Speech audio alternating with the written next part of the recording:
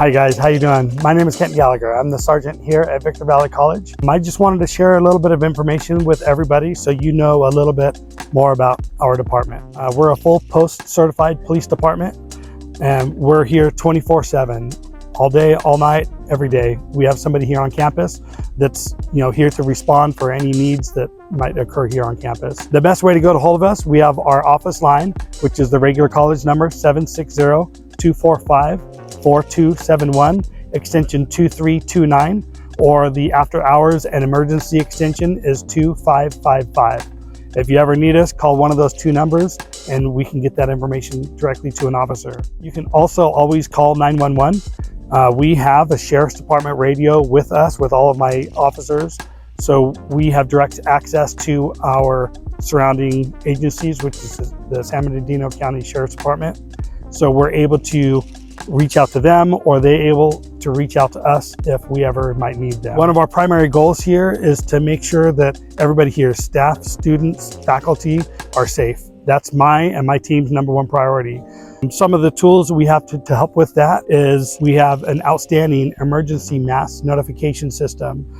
We have the capability to send messages through text message, through email, there's white clock devices in each classroom and throughout the campus that we're able to send out audible messages. So if there was some emergency, we can send out that information to everybody very quickly.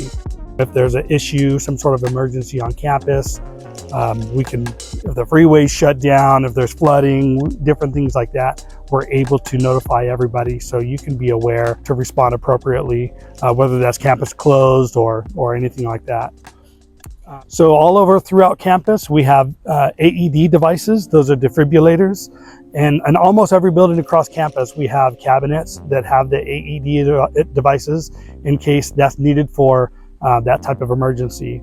Inside those AED cabinets, we also have Stop the Bleed kits. It has tourniquets and other significant trauma type first aid equipment. So if there's any type of injury that requires that type of first aid, they are also in all sorts of locations throughout campus. We also have in every building throughout campus, we have Narcan.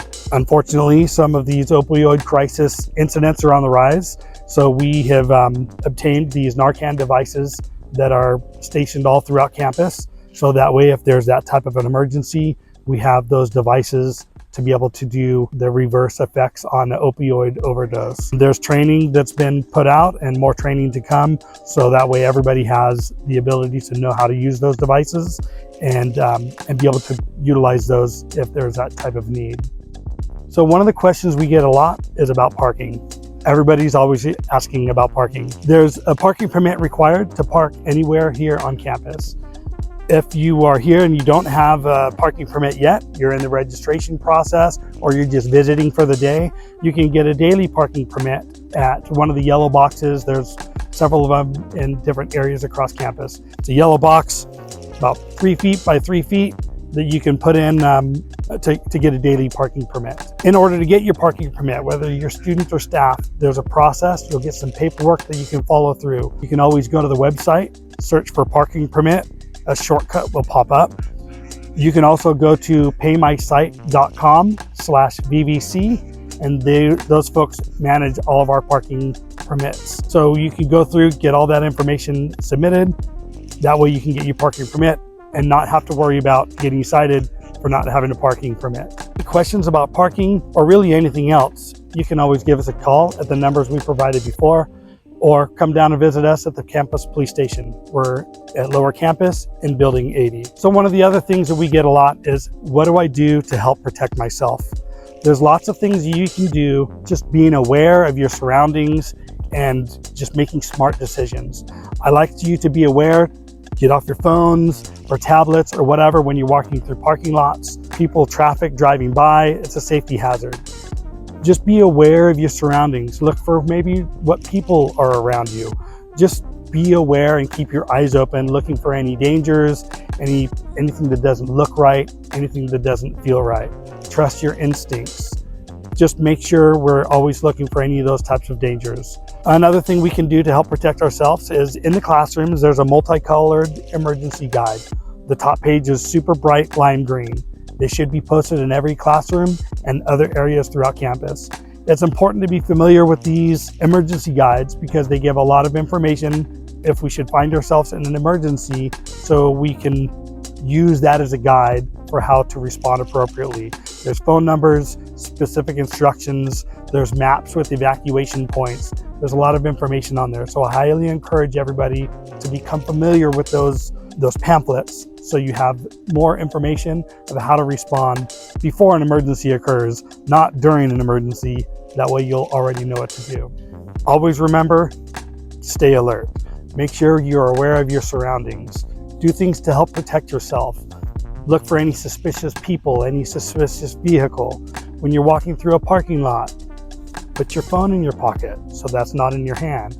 We can be checking for traffic, checking for other people, any hazards, anything like that, so we can be aware. Make sure we park in smart places, especially at night. Find a lit area that you can park. And as I mentioned before, if you park someplace dark, give us a call. We can escort you to your vehicle, that way to ensure that you're safe as you're leaving. Be familiar with those multicolored guides, as I mentioned before. Make sure we are aware of the numbers. Save the emergency numbers for the campus in your phone, so if you need us, you don't have to go find it. It's already saved and ready for you. Just, be alert and aware of your surroundings. Our number one responsibility is to take care of ourselves, and we are here to help you do that. But start by making sure you're aware and watching for hazards.